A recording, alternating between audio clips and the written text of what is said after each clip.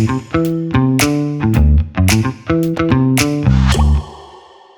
morning, everyone. I'm Alice Tranchant. I'm one of the co-founders of Wappy. I'm also managing the customer success team in Wappy.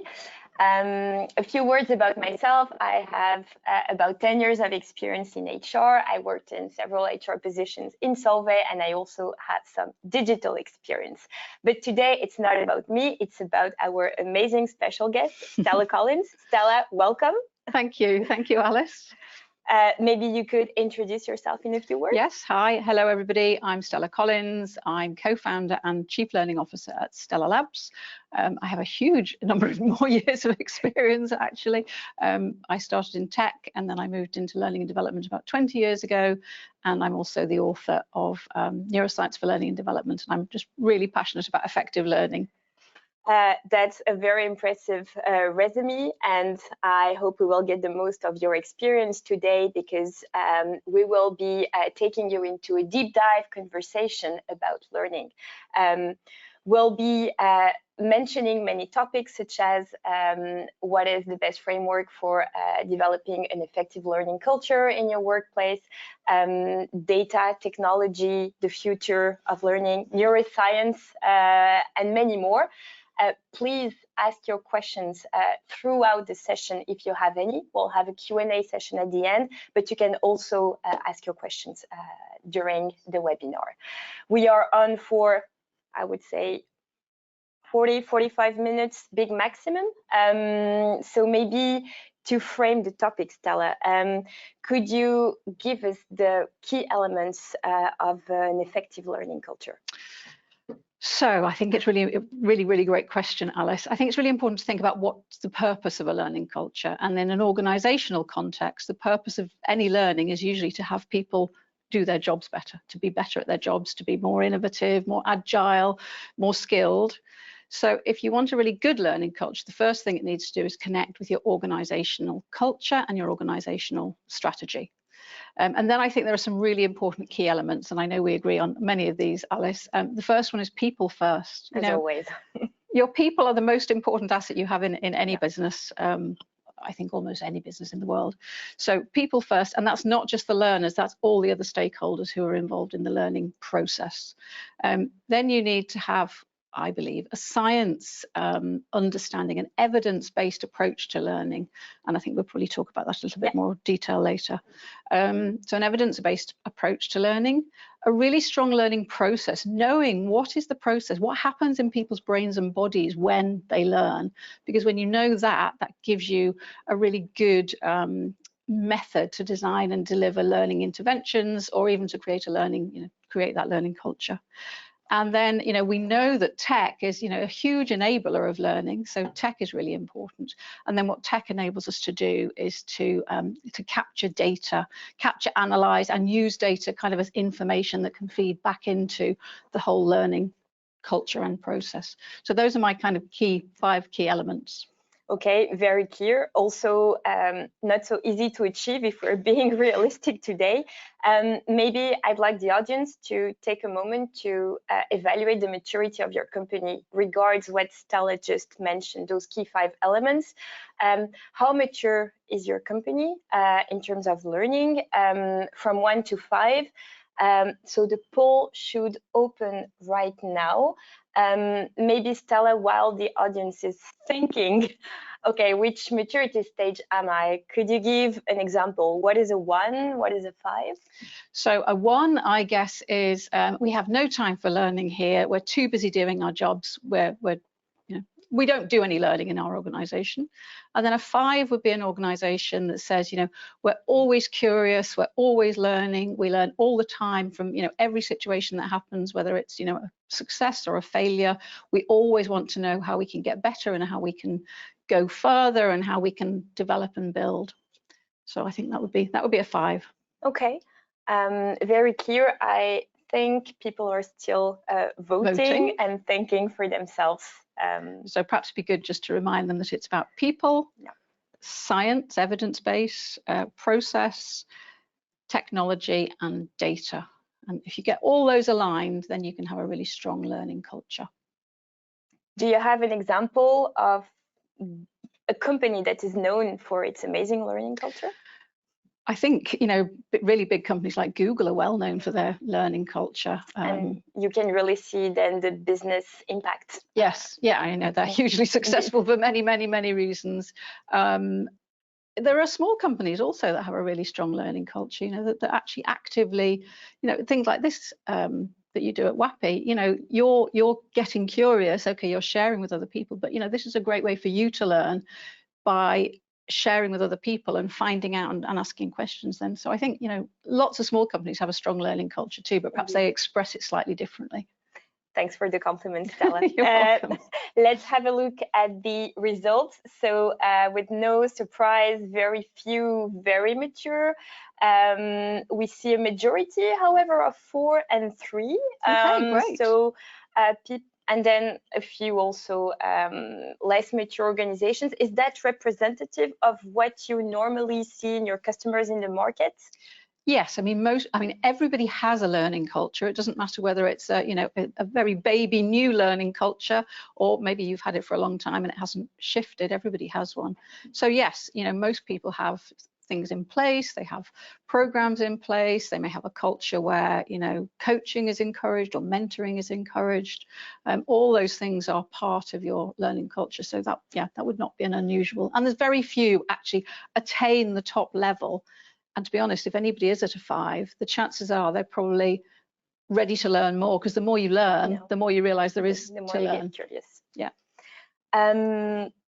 Maybe in the continuity of framing the topic, and now that we know a bit better our audience, I think because we have also some very mature in the audience, everybody now makes the link between science, neuroscience, and learning, which wasn't the case a few years ago. You wrote a book about it. So can you tell us more? Why does it matter? What's the difference about science? And you already touched it. Huh? You need evidence, but tell us more. So for me, the science is really important, because learning as a profession, you know, it doesn't have a very strong professional underpinning. You know, you can't do a qualification or a specific qualification in learning, for instance. You can do lots of qualifications, but there's no overpinning, you know, overarching professional identity. And the challenge with that is it's very easy to get into learning and development, but one of the challenges of that is people come in with lots of ideas. So over, you know, the years, there have been many ideas tested, tried, some of which were really a terrible waste of time and money, because they weren't actually having an impact. Whereas if you used an evidence, science-based process and kind of approach everything with that mindset, then you're thinking, you know, does this work? Is there evidence that it works? Does it work in other circumstances that are like our circumstances? And you can begin to do things that you know are going to be effective, rather than to experiment. That's not to say there's nothing wrong with experimenting is important, but even if you're experimenting, you should be coming from a solid foundation, not just I've got a crazy idea and let's run with it. Shifting maybe a bit from that image that sometimes HR has, which is doing fluffy things. Yes, yes. And not being able to prove actually the business impact of what has been. I think that's, for me, kind of the neuroscience piece, and the whole science piece is what enables us to say to the business, look, there's evidence that this is the way to do things. We're not being fluffy. And it gives you, so not only does it make you build a better culture, not only does it help people learn better, but it gives L&D or HR a more professional approach as well. It gives us a professional in to say, look, we have got science, we have got evidence behind us. And what does the science tell us, or has taught us, on how to build an ideal learning, pushing something for learning in the workplace? When we prepared that interview and that discussion, you mentioned to me that working with movements, being on a stand-up desk, for instance, is proven to help your brain build connectors and learn. So that's one example that really is sticking with me. Any other ideas on how to create that environment that pushes you to learn? So I think what you need is people who feel motivated to learn, and that's really about helping people recognize, you know, where they are now and where they need to be, because that creates that kind of tension of, you know, well, I kind of want to be there, but I don't have the skills or the knowledge or experience to get there yet. So that creates a motivation for learning. That's really, really important that people feel motivated. That's what HR need to do, actually. That's our role. It's really creating that visibility of to give to your people, what's my career path? What's my next step? What is my gap? Then what do I need to learn? Indeed. So I think, identifying gaps is really important. And then, there's a whole pile of other things. You need to have relevant structure. You need to have relevant context for people. People need an opportunity to experiment safely. But the most important thing is they need the opportunity to apply their learning in the workplace. And that's probably where most modern learning is failing. Lots and lots of content, lots of information, plenty of structure, but very little opportunity to actively apply and get support in the workplace to really, whatever you've taken from your learning experience, to do it in the workplace to change behaviours. And I think that's a focus on too much knowledge and content and not enough on skills and doing. Is it correct to say that most then companies, they give learning content, but they fail to link it with some day-to-day reality or some urgent needs I mean, people talk about a self-directed learning culture, and here is all this content, all this information, but then people don't necessarily know what to do with it afterwards. So you can watch, videos, you can read books, you can join webinars, but what do you actually do afterwards, and who is supporting you to do that? Are you actively, and that's really a strong, important part of a learning culture, that you're given active support and structured support to put into place what you're learning.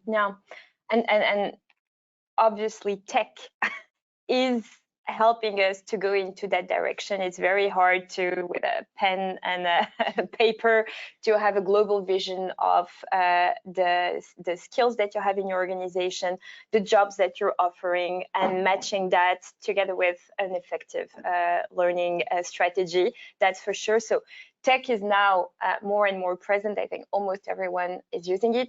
I don't think the point of that conversation is to name providers or whatsoever, but maybe to try to understand better with you what is maybe good tech or bad tech, maybe what is efficient tech, what is non-efficient tech, impactful tech. So for me, if you're choosing tech, you always need to start with what's the purpose of the tech. It's quite easy for tech companies, and I've worked in tech companies, so I know. It's very easy to have really great features and think, this is a really useful thing for people to be able to do. But unless you actually understand what is it they really need to do. So for me, really good learning tech starts with the learning and understanding how do people learn before it starts building the tech that can do that. And that's what we've done at Stellar Labs. We started, we've been using our methodology for many years, and we know it's based on science and evidence. And then we built the tech that can support that. And I think that's really important. Whereas there are tech companies who, start with, we've got this great piece of tech. What can we do with it? We've got this feature. Yes, yes. So we've got a feature, or we'll just build on additional features. But are they useful? And okay, let's say I'm an HR. I'm super committed to understand how learning is happening in my company, to understand which type of tech would support it better. What do I do? How do I understand how the learning culture works in my company? Ask, look, examine, explore, talk to people, begin to see, what are people doing, not just formally, but informally. Do they learn by, when they're having a conversation like we're having now? Is that a really good way for people to learn? There's one organisation I know in the UK, and they trialled internal webinars. Internal podcasts. Okay. And they found that was a really good way for the CEO to share in a kind of informal way really important organizational messages, but also to become a human himself. They kind of began to meet him as a person, even though they weren't actually physically meeting him. So there's things like that you can do with tech, where you can kind of experiment with, novel ideas and see if they work. Which means that your people managers, people leaders are key into that process. Absolutely. Obviously, you cannot do that alone, as you said. I think unfortunately, poor people leaders, managers very often get neglected in terms of their role of how they support other people. Not all, but they're not necessarily. I mean, they certainly get feedback training very often, but they're not necessarily aware of, well, how do people learn, and what support do my people need in order to be able to learn effectively? Because it's not just about giving feedback, it's about being able to to know what are the skills they're expected to have. Yeah. You know, and how do I assess those skills? It might be that they've gone on an AI course, for instance, and I'm not an AI specialist, but you know, I know they've been on this course and it's my role to support them. What information do I need in order to be able to support them? So, I mean, coaching skills are obviously a really valuable way to help people. But yeah, I think managers need support in supporting their people. Yeah. Shifting towards another key element that we all need to improve our learning culture, it's data. The big word. Data is not known to be one of the strengths of the HR in history. I was mentioning earlier the fluffy aspect of HR sometimes, but we lack consistently data, amounts of data, consistent data in the past few years, which makes it hard to prove, again, the impact you're having on the business. But what I see is because of that historical, it's not our thing, let's say, historically, then we lack ideas sometimes or real concrete applications of, okay, which exact type of data do I need? How do I process it? And how do I create an impact in the business? Can you inspire us with some data that you can track that could really make the difference in your business? So I think traditionally, as you've alluded to, you know, we tended to measure, did people enjoy learning? And that's really not a very valuable measure at all of actual learning. Have they done stuff? A lot of current tech tracks have people completed the program, but that just tells you that they've got to the end and they clicked through and they may have done some exercise. Yeah, what do you do with that? Yeah, what do you do with it? So really what you need to track is from, you know, kind of, you need to start mapping people's skills at the start and measuring their skills as they go along and seeing where learning interventions are helping them improve those skills. And I think the way to do that is to start looking at business measures rather than learning measures. But from learning, what you can see is, you know, have they learned the knowledge that they need, and not just, you know, at the end of an event, can they remember it now? But, you know, are they using spaced repetition so they can remember it in 3 months' time or whenever, you know, they need to remember it? So what do? You ask self-declaration in a longer period, or you test the skills? Keep testing. One of the things we work with is programmatic assessment, and it's about continuing to test, because when people see that progress really motivates, it's a really common motivator. Yeah. So if people can see they're making progress, they feel more motivated, which then makes them make more progress. If they don't know until they get to the end, as often happens with an exam, for instance, whether I've done well or not done well, then they're left in limbo. And that's why feedback's also important, because you kind of know where you are. So this tracking, regular tracking is really important. And trying to make, you're never going to be able to say that a learning intervention had a complete return on investment, except possibly if it's a sales training. But you can say that, look, it seems that this particular training intervention seems to have contributed to this change in the business or this change in people's behaviors. So we just need to get better at measuring for longer, I think, and measuring the right things. And how long would you say you need to wait until you can say it seems that it had an impact? Because indeed, as you said, it's not right after the training, not 3 months after, but like after a year, can you start measuring the impact maybe of? I think the challenge, if you wait too long for a year, then probably whatever the training was, there's probably been so many other things that have intervened in that year that you probably can't measure the impact of the training. But if you can measure for about, you know, a month, 2 months, 3 months after the training or the learning intervention or the learning activity, then you can probably say you can still get that kind of confidence from the learner. They say, yeah, well, I'm doing that because I learned that in that training program, or I learned that from my mentor or from my coach or whoever it is. So I think if you take it too long, there's too many intervening factors. So you're probably wanting to look. We usually measure it about 3 months after, but we keep measuring up to 3 months after an event. Okay. I think you've already given a lot of ideas, but where can a company who wants to improve their learning culture start? So you mentioned earlier, listen to your people, understand how they learn. add some neuroscience, scientific-based approach, measure. What else?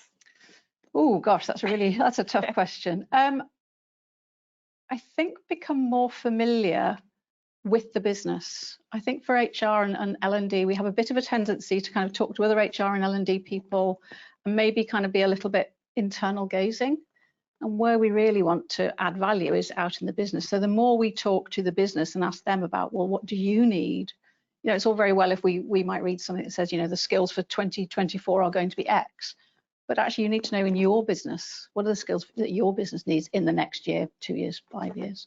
So I think talk to the business and talk in business language rather than learning language. Yes. How do you do that?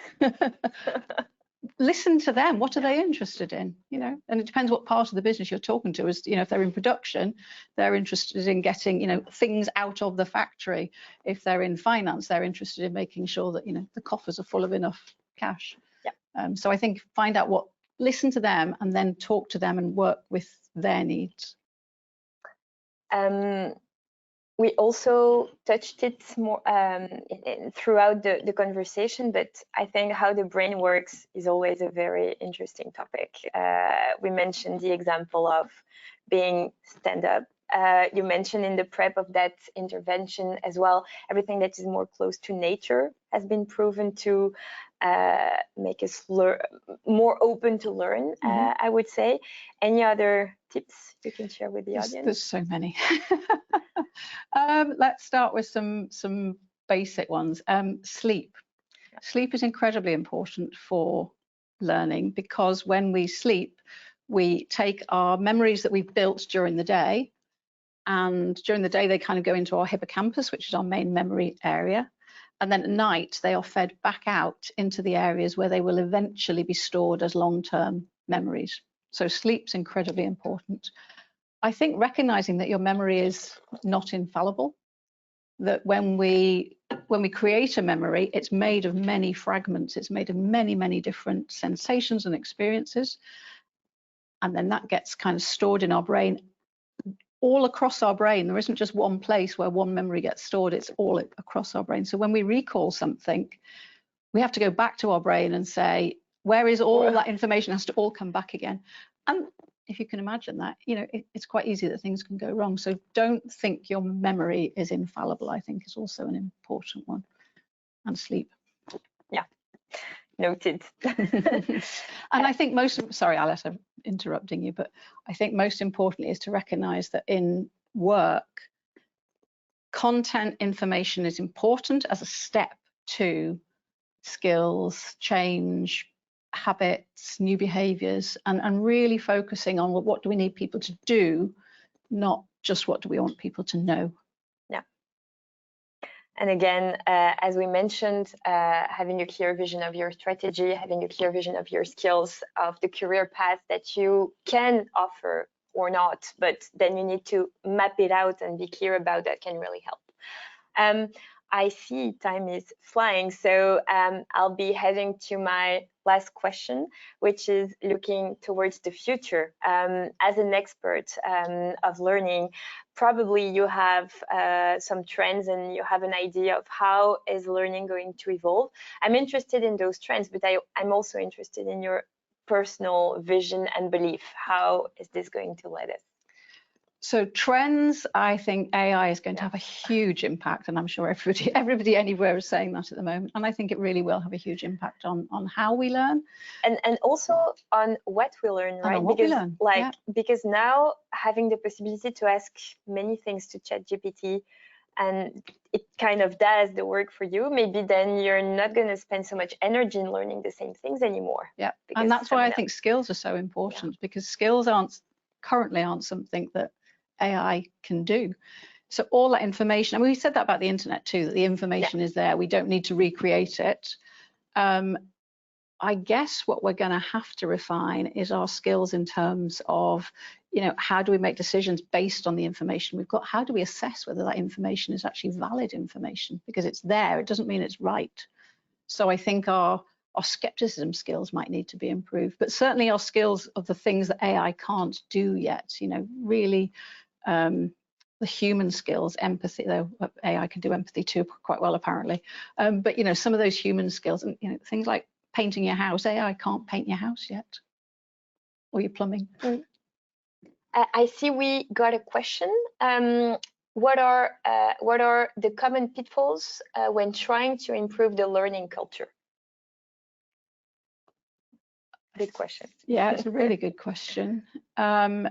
I think one of the most common is to rush out and start thinking, oh, we have to make more learning, and just rush out and start buying more content and more content. I think that's probably one of the biggest pitfalls. I think one of the other pitfalls is to be a bit hesitant and not do anything. Yeah, so, we're not ready. Yeah, we're not ready. We're not ready. Yes, we're not ready. We don't quite have all the data, but you know, you can start making small steps, you know, from today. So I think make small steps and assess it, you know, measure it. So if you have a hypothesis, have a scientific hypothesis, even if you're not following a full scientific process, think about, you know, if we do this, what might be the impact? How can we measure that impact? And then actually measure it. And then if that worked, then great, you know, roll it out further. Okay.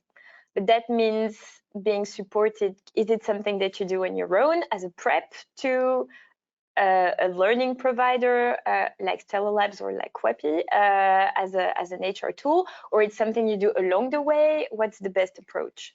I think involve all the people who are relevant to that, whatever it is you're trying to do, because they're going to be impacted. So if you decide you're going to have this great new learning culture, and every Thursday afternoon there's going to be this lovely 2-hour learning session, actually it might be that, you know, one particular part of your business can't do Thursday afternoons because that's the day they have to get something out. You know, so talk to the organization, find out what is it they need. I think that's our role as L&D and HR, is to serve the rest of the business. It can be as simple as that. Sometimes a failure can be linked to a bad moment or a bad I think we don't have any other question for now. Feel free in the audience if you have any other one, because we're having now like 5-10 more minutes and then we're going to close. Maybe another question for the audience. I think we're going to launch a poll right now for us to understand how urgent is it for you right now to work on your learning culture. So from 1 to 5 again. 1 would be don't need to do anything at all, we're doing fine, thank you. And 5 would be we haven't got one and we need to do something really urgently because there's a change happening. That's why we have to learn, because change happens. So if you've got a big change coming up, you're going to have to all learn to behave differently, to use different tools, different processes, and who hasn't got a change coming up right now? Indeed. I'm saying that actually the options are yes or no. Is it urgent or no? But you understand the idea of urgency. And feel free while you're voting to ask any other question. And I find it super interesting, your examples about the pitfall question. Sometimes it can be really something simple that you missed. A need because you didn't spoke to that team, or you missed an important need. And then... So I can give you a good example of that, and it's quite an old example now, but we were working with a client who wanted to shift their culture from being seen as experts to being seen as customer service specialists. So instead of, you know, them telling their clients what to do, they were asking their clients what they needed and then served them. And that was a massive culture change for this organization. So they asked us to run a program on customer service. But one of the things we identified with them was that change was so important in this organization that we had to include something about the impact of change within this program. And I think if we hadn't done that, we hadn't had that more in-depth conversation, we'd have run a customer service program and everyone would have been hurt and angry because they were having something imposed on them without helping them understand why this was happening. Yeah, very, very interesting example that speaks. I think we have the results of the question, and the good news is everybody, 100% of the listeners right now, of the audience, is having a high priority in learning right now. So we're going to end this webinar by of course, giving you the chance one more time to ask questions if you have some. But maybe while people are thinking about their questions, Stella, if someone is now having a very urgent need, how can you and Stellar Labs help them? Maybe a few words to explain what you do. Thank you, Alice, for giving me that opportunity. So at Stellar Labs, our mission is to make every minute spent learning useful, valuable. And what we have is a piece of software that enables people to go on that longer learning journey and to ensure that they actually apply their learning in the workplace. So the software, and it's fueled by AI, which makes design really fast, but it's not just designing content, it's designing activities that mentors can validate.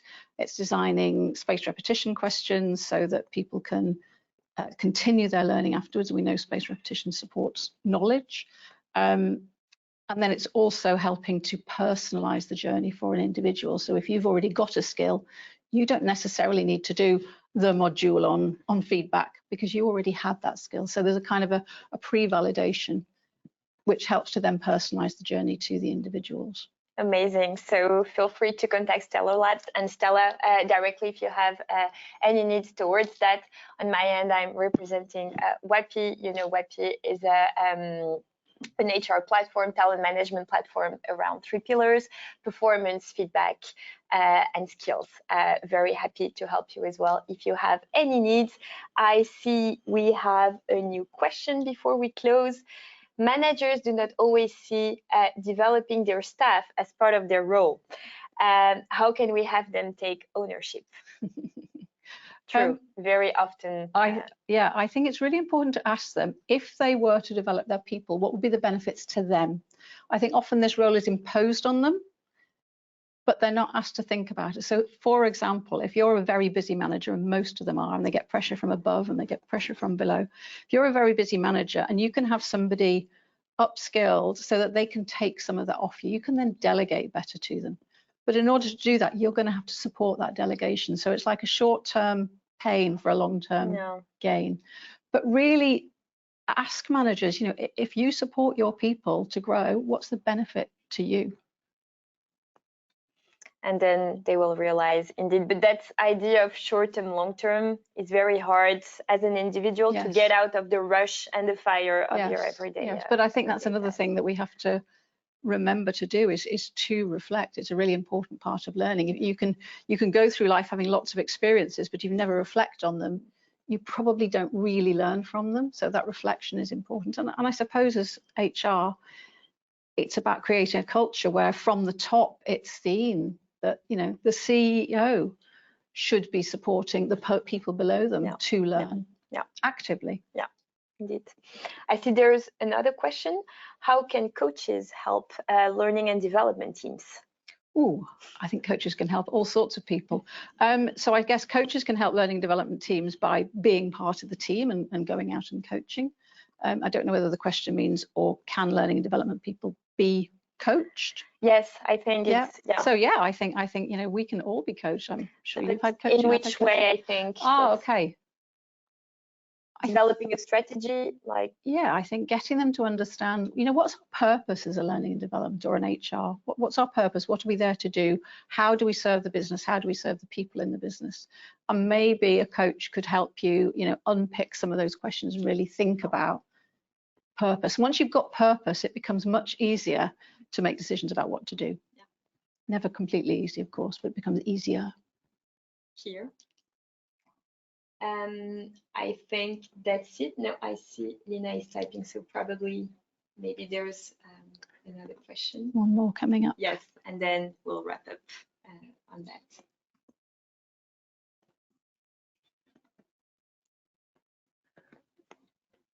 that. On top of the other question, how can coaches help learning and development teams? Any teams and examples?